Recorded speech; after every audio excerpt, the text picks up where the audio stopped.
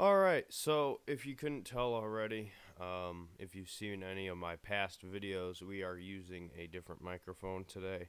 I got this for Christmas. I wanted to try it out.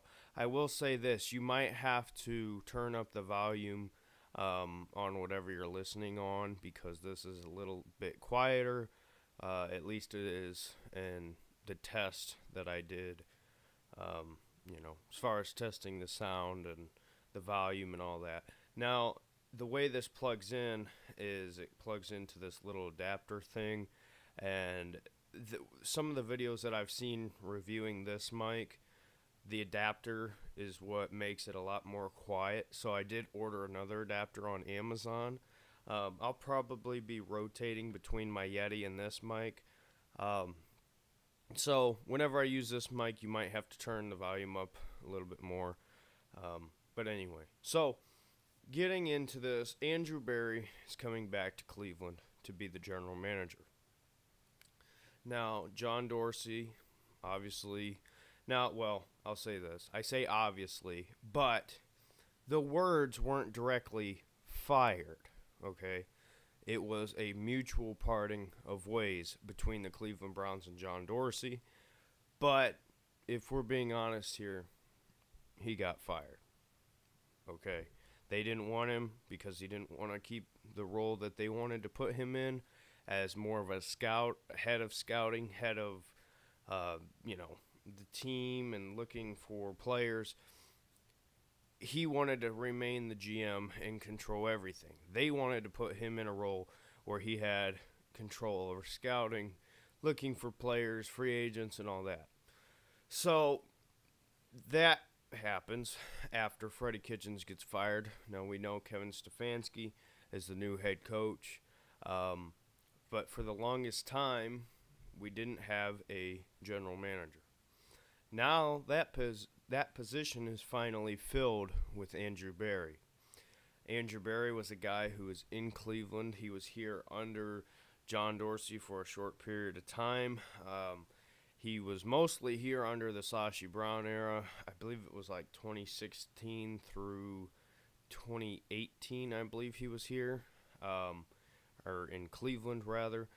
And there was a lot of people wondering if he was going to be the guy that they bring back because he's a guy who's a very smart, he's very analytical driven, he knows the numbers well. Like I said, he's smart. So they go out and they hire Kevin Stefanski to be the next head coach. And with that hire, and the analytics standpoint isn't necessarily all numbers. It's not like some Bible that you have to read and it tells you the commandments are you must go numbers to be successful. It's not like that. It's something that tells you this is a guideline on how to be successful in the NFL per our computer analytics, statistics, and whatnot. So, Kevin Stefanski, very analytics driven. So that kind of gave the assumption that the Browns were going to go back to that analytics style. Now, it wasn't completely all analytics under Sashi Brown. There was a little bit of, not fighting, but there was a little bit of disagreement as far as should it be all analytics and all that. It wasn't never completely all in on the analytics standpoint. It was we're gonna get draft picks and hope for the best. So Andrew Berry in that time didn't necessarily have all the power, all the voice to make moves within the organization, but he was always looked at as a smart guy who had a lot of potential. He was kind of being groomed for this role. Now, after disagreeing with Dorsey and his lack of trust within analytics, Dorsey said he's only believes in about 15% of analytics, whereas a guy like Andrew Berry is looking for 50% or more based on what the numbers say compared to what your head says.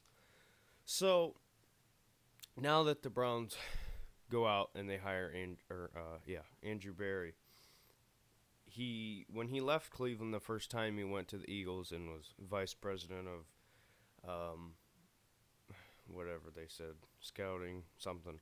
I don't know the exact title, but he was somewhat high up within the organization there with the Eagles. So he was hesitant to come back to Cleveland. That was the stories that we were hearing because of all the change, all the turnaround.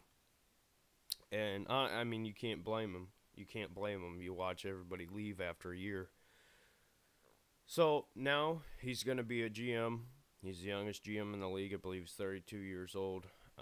He's going to have control over the roster. Now, as far as what kind of roster that he's going to have, there's a lot of Browns fans who are very dead set that we're going to be rebuilding. I don't think we will. I think that it's going to be more of get rid of a couple pieces, plug in place with the draft, free agency. But I don't know what this team's going to look like next year. I think I have an idea of what I want it. I have my idea of what I want it to look like, and then I have an idea of what I think they will have it look like. And if you want to hear more about my idea of what I want it to look like, go watch the Browns off-season moves video. I'll put it at the end, so when the videos pop up, that'll be one of them.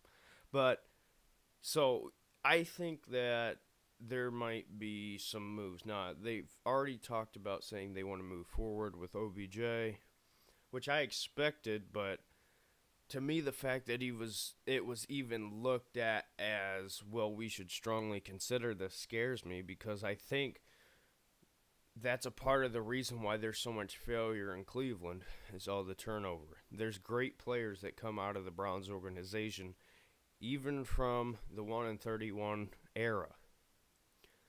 They go on to a better team who's more stable, better coaching, and they turn into stars. So, to me, you got to keep the guys who have the most bright future. You got to find a way to keep these guys, make it work, figure it out. Because if you don't, then you're going to be screwed when they're on Team X, playing in the playoffs, looking like a top player at their position. So, Andrew Berry, I'm not thrilled with the hire, but I'm not mad either. I would have rather had Peyton or Patton, whatever his name is, from the Vikings, specifically because he worked under Stefanski, and he might be able to get some of the, not key players, but some of the solid pieces that were on the Vikings that are coming to free agency. Maybe he could convince them to come over, maybe clear up some of those issues at safety, and whatnot. But anyway, so Andrew Berry, I don't hate it. I don't love it. I want it to work, but it's hard to have faith in anything that Jimmy Haslam does. Stefanski's the same way with me. Stefanski, I think, will work. Andrew Berry, I think, could work. But it's hard to have faith in anything that Jimmy Haslam does, because if it doesn't work immediately, then you got to worry about, well, we got to go find a new guy. And that's too dangerous to have when you're trying to compete with the Steelers, the Ravens, the Bengals. The Bengals are now going to have Joe Burrow. These things are very important when it comes to keeping your front office, keeping some structure, because not only are you competing with the rest of the NFL, your division now is getting tougher than ever. The only team that is not, I wouldn't say doesn't have a bright future, but doesn't have a lot of direction, would be the Steelers, because they don't have a young quarterback in the waiting. I don't know if Ben's going to play 3 games this year. I don't know. But you look at the Ravens and what they're doing, unless you can,